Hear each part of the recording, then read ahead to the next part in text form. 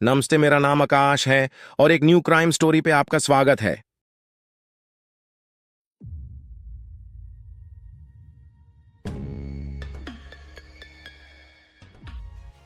कुछ घटनाएं ऐसी होती हैं जो सच तो होती हैं, मगर उन पर यकीन करना मुश्किल होता है। आज हम आपको जिस सच्ची घटना की पूरी कहानी बताने जा रहे हैं, वो भी एक ऐसी ही घटना थी। घटना कुछ यूं थी कि एक महिला गायब हो जाती है और कुछ समय बाद मिल भी जाती है, मगर मिलती है 22 टिफिन में बंद 300 टुकड़ों में। जी हाँ, आपने सही सुना। एक महिला के 300 टुकड़े किए गए थे। ये महिला कोई मामूली महिला नहीं थी, बल्कि इंडियन आर्मी के रिटायर्ड लेफ्टिनेंट कर्नल और शहर के जाने माने डॉक्टर की वाइफ थी। तो आखिर किसकी हिम्मत हुई रिटायर्ड लेफ्टिनेंट कर्नल की वाइफ की ये हालत करने की? ये पूरा केस क्या है और इस केस का खुलासा कैसे हुआ? चलिए जानते हैं सब कुछ वीडियो में आगे। यकीन मानिए, जब आप कातिल और कत्ल की वजह के बारे में जानेंगे तो आपके लिए ये किसी झटके से कम नहीं होगा। लाश के टुकड़े करने में इस्तेमाल किए गए हथियार के बारे में भी जानकर आप चौंक जाएंगे। तो चलिए बिना देरी के कहानी शुरू करते हैं। उड़ीसा की राजधानी भुवनेश्वर में नयापल्ली नाम की जगह है। यही एक बड़े से बंगले में इंडियन आर्मी के retired lieutenant colonel doctor Somnath Parida अपनी पत्नी उषा श्री समल के साथ रहा करते थे। सोमनाथ परिदा ने 1970 में बतौर second lieutenant Indian army join की थी, जबकि वो लेफ्टिनेंट कर्नल के पद पर रहते हुए 1992 में आर्मी से रिटायर हुए थे। आर्मी में वो बतौर डॉक्टर अपनी सेवाएं दे रहे थे। डॉक्टर सोमनाथ परिदा की गिनती आर्मी के बेस्ट सर्जन में की जाती थी। आर्मी से रिटायरमेंट के बाद इन्होंने लंबे समय तक वर्ल्ड हेल्थ ऑर्गेनाइजेशन यानी WHO के लिए भी काम किया था। जब ये भुवनेश्वर में रहने लगे तो इन्होंने अपना खुद का क्लिनिक स्टार्ट कर लिया था। डॉक्टर सोमनाथ परिदा और उषा श्री समल के 2 बच्चे थे। बेटा डॉक्टर बनने के बाद अमेरिका में सेटल हो गया था, जबकि बेटी दुबई में सेटल हो गई थी। दोनों बच्चे दूर रहते थे, मगर फोन पर माँ से जरूर बात होती रहती थी। बच्चों की बात ज्यादातर अपनी माँ से ही होती थी, क्योंकि सोमनाथ परिदा कुछ अलग ही मिजाज के थे। इन्हें बहुत जल्दी गुस्सा आ जाता था, इस कारण उनकी किसी से भी ज्यादा बनती नहीं थी। यहाँ तक कि अपने बच्चों से भी उनके रिश्ते बहुत अच्छे नहीं थे। सामाजिक रूप से भी वो खुद को अलग थलग रखते थे। कहने को तो उनका घर एक बड़ा सा विला था, मगर उसमें इन दोनों के अलावा कोई नहीं रहता था। इनके यहाँ रिश्तेदारों का आना जाना भी बहुत कम ही होता था। कुछ लोग तो सोमनाथ परिदा के बड़े से बंगले को भूतिया घर भी कहते थे। रूटीन के मुताबिक सोमनाथ परिदा शाम के 6 बजे सो जाया करते थे और सुबह 3 बजे जग जाया करते थे। खैर, यूं ही समय कट रहा था और अब साल आ चुका था 2013। सोमनाथ परिदा के दोनों बच्चे हफ्ते में 1-2 बार अपनी माँ को फोन कर लिया करते थे। हमेशा की तरह जब जून महीने में अमेरिका में रह रहा बेटा अपनी माँ को फोन करता है तो मोबाइल स्विच ऑफ आता है। वो सोचता है कि माँ शायद कहीं बिजी होगी, इसलिए वो थोड़ी देर बाद फोन करता है, मगर मोबाइल अब भी स्विच ऑफ ही आता है। अगले दिन वो फिर से माँ के नंबर पर फोन करता है, मगर मोबाइल स्विच ऑफ ही आता है। ऐसे में अब बेटे को चिंता होने लगती है और वो अपने पिता को फोन करता है। जब वो पिता से माँ के मोबाइल के स्विच ऑफ होने के बारे में पूछता है तो सोमनाथ परिदा कहते हैं कि तुम्हारी माँ कुछ दिन पहले ही अपनी बेटी के पास दुबई गई है, इस कारण उसका मोबाइल स्विच ऑफ आ रहा है। इतना सुनने के बाद वो दुबई में रह रही अपनी बहन के पास फोन कर माँ के बारे में पूछता है। इस पर बहन कहती है कि माँ तो दुबई में मेरे पास है ही नहीं। इनफैक्ट पिछले कुछ दिनों से तो माँ से हमारी कोई बात ही नहीं हुई है। अब बेटा एक बार फिर से अपने पिता के पास फोन करता है और कहता है कि आप झूठ बोल रहे हो, माँ तो दुबई में है ही नहीं। इस पर सोमनाथ परिदा अपने बेटे पर ही चिल्लाने लगते हैं और फोन काट देते हैं। इसके बाद उनका बेटा कई बार फोन करता है, मगर सोमनाथ परिदा फोन नहीं उठाते हैं। अब थक हार कर बेटा भुवनेश्वर में ही रह रहे अपने मामा के पास यानी सोमनाथ परिदा की पत्नी उषा श्री समल के भाई रंजन समल के पास फोन करता है और उससे कहता है कि आप घर पर जाकर देखिए कि माँ कहाँ गई है, क्योंकि पिताजी कह रहे हैं कि वो दुबई में है, जबकि बहन ने बताया है कि माँ तो दुबई आई ही नहीं है। इतना सुनने के बाद रंजन समल अपनी एक अन्य बहन के साथ सोमनाथ परिदा के घर पर आ जाते हैं। वो दरवाजे पर काफी देर तक नॉक करते हैं, मगर अंदर से कोई जवाब नहीं आता है। जब ये लोग दरवाजे को नॉक करना जारी ही रखते हैं तो काफी देर बाद दरवाजे की बजाय बगल की जहां से सोमनाथ खिड़की खुलती है, इन दोनों से बातें करते हैं। उषा श्री के बारे में पूछे जाने पर सोमनाथ परिदा कहते हैं कि वो तो अपनी बेटी के पास दुबई गई है। इस पर रंजन अपने जीजा सोमनाथ परिदा से कहता है कि आप जो बोल रहे हैं वो दुबई नहीं गई है, आप पहले दरवाजा खोलिए फिर हम बात करेंगे। इतना सुनते ही सोमनाथ परिदा उन लोगों पर भी चिल्लाने लगता है और खिड़की भी बंद करके अंदर बैठ जाता है। इसके बाद बाहर खड़े लोग काफी देर तक दरवाजा पीटते हैं मगर दरवाजा नहीं खुलता है। अब रंजन किसी तरह एक खिड़की तक पहुंच जाता है और अंदर देखने की कोशिश करता है। खिड़की पर खड़े होते ही उसे दुर्गंध महसूस होती है। अब रंजन को समझ आने लगता है कि जरूर दाल में कुछ काला है, इसलिए अब वो बिना समय गंवाए पास के ही नयापल्ली पुलिस स्टेशन चला जाता है और पुलिस वालों को उषा श्री के गायब होने तथा सोमनाथ परिदा की हरकतों के बारे में बताता है। पूरी बात सुनकर पुलिस तुरंत सोमनाथ परिदा के घर पर पहुंचती है और वो भी दरवाजा खुलवाने की कोशिश करती है।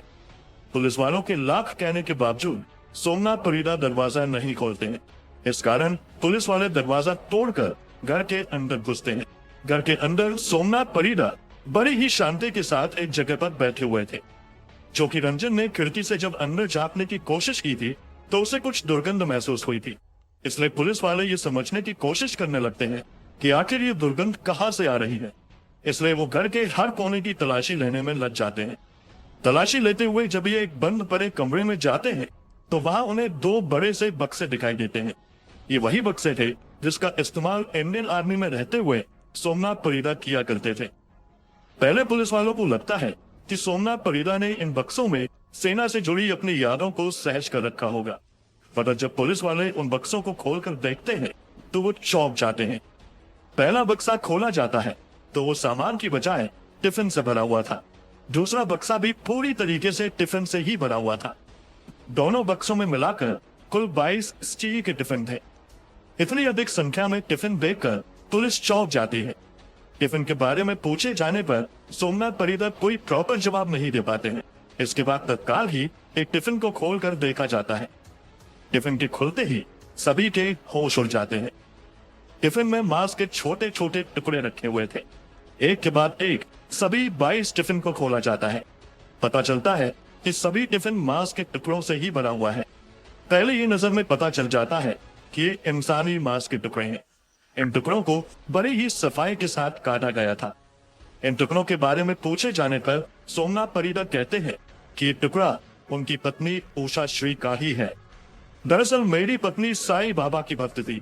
अचानक एक दिन उषा श्री ने अपना सर जमीन पर पटकना शुरू कर दिया और उसने इतनी देर तक अपना सर पटका कि उसकी मौत हो गई। मरने से पहले उसने मुझसे कहा था कि मेरे मरने के बाद मेरा अंतिम संस्कार शिरडी में करना।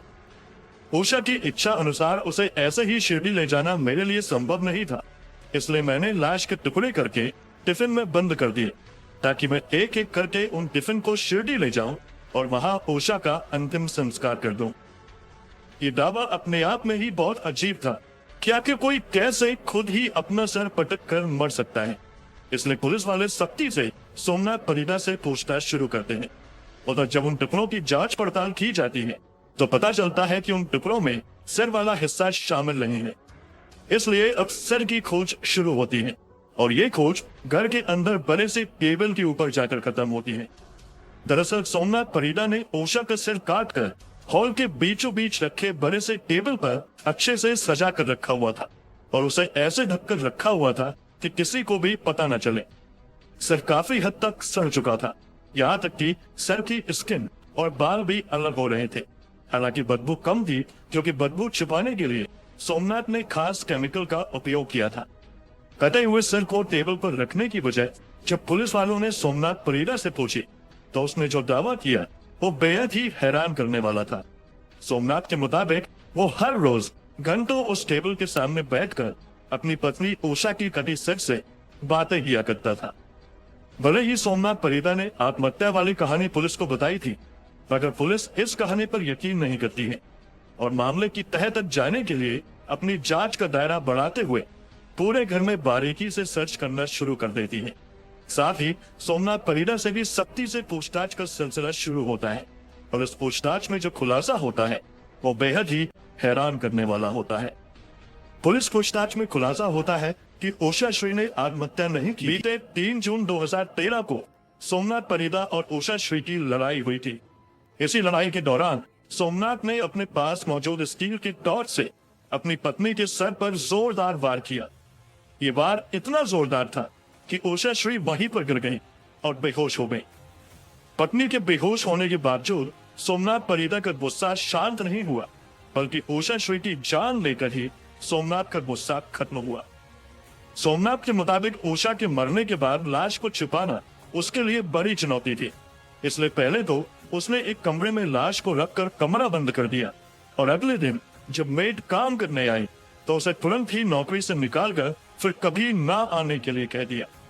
इसके बाद सोमनाथ परिदा बगल की एक दुकान गया, जहां से उसने 2-3 टिफिन खरीदी और फिर लाश के टुकड़े करने शुरू कर दिए।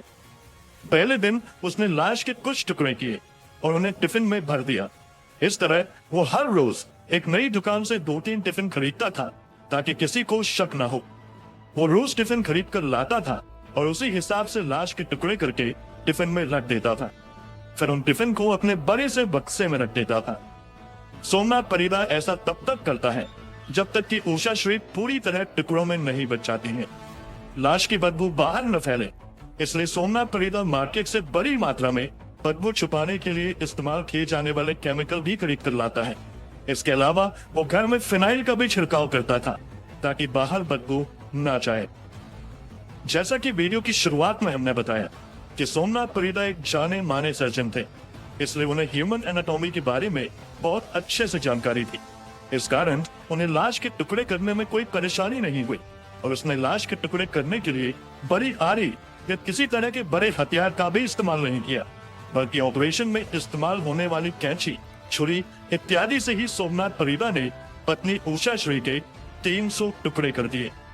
पुलिस जांच में खुलासा हुआ कि हर टुकड़े की लंबाई लगभग 6 इंच के आसपास थी। पुलिस ने ये तो पता लगा लिया था कि उषा श्री की हत्या किसने की है, मगर हत्या का मोटिव क्या था ये अब तक पता नहीं चल पाया था। इसलिए अब पुलिस हत्या के उद्देश्य का पता लगाने में जुट जाती है। जांच पड़ताल के दौरान खुलासा होता है कि सोमनाथ परिदा की पत्नी उषा श्री को शक था कि सोमनाथ का चक्कर उसके ही क्लिनिक में काम करने वाली एक लड़की के साथ चल रहा है। इस बात को लेकर अक्सर सोमनाथ परिदा और उषा श्री के बीच लड़ाइयां होती थी। 3 जून 2013 को भी इसी बात को लेकर ही दोनों में लड़ाई हुई थी और बात इतनी बढ़ गई कि सोमनाथ परिदा ने उषा श्री के सर पर पास में ही रखे टॉर्च से वार कर दिया और फिर उसकी जान ही ले ली। सोमनाथ परिदा के इस खुलासे के बाद 22 जून 2013 को उसे गिरफ्तार करते हुए जेल भेज दिया जाता है। हत्या तथा सबूत मिटाने की धाराओं के तहत सोमनाथ परिदा पर मामले दर्ज किए जाते हैं और केस की सुनवाई Khurda district and session court में शुरू होती है। सुनवाई के दौरान सोमनाथ परिदा का बेटा और बेटी भी अमेरिका और दुबई से वापस आते हैं तथा अपने पिता के खिलाफ ही कोर्ट में गवाही देते हैं। बेटा बेटी द्वारा दी गई गवाही तथा पुलिस द्वारा जुटाए गए सबूत से साफ हो जाता है कि सोमनाथ परिदा ने ही अपनी पत्नी की हत्या की और फिर उसके शव को 300 टुकड़ों में काट कर टिफिन में रख दिया। इस तरह उषा श्री की हत्या का दोषी करार देते हुए Khurda district and session court द्वारा सोमनाथ परिदा को 25 फरवरी 2020 को उम्र कैद की सजा सुनाई जाती है। साथ ही उस पर 50,000 रुपए का फाइन भी लगाया जाता है। फिलहाल सोमनाथ परिदा की उम्र 80 साल है और वो भुवनेश्वर के पास मौजूद झारपाड़ा जेल में अपने सनक की सजा काट रहा है।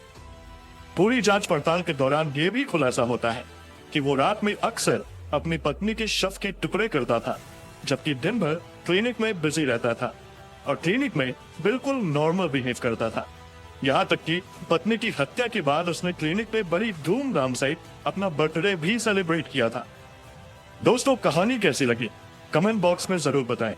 अगर आपको हमारी मेहनत पसंद आई हो तो इस वीडियो को लाइक करते हुए शेयर भी करें ताकि बाकी लोग भी इस खौफनाक कहानी के बारे में जान सकें। अगर आपने अब तक इस चैनल को सब्सक्राइब नहीं किया है तो जल्दी से चैनल को सब्सक्राइब कर लें। चैनल को सब्सक्राइब करने के बाद बेल आइकन दबाकर नोटिफिकेशन जरूर ऑन कर लें। मिलते हैं क्राइम की दुनिया से जुड़ी ऐसी ही एक और सच्ची कहानी के साथ अगले वीडियो में। धन्यवाद।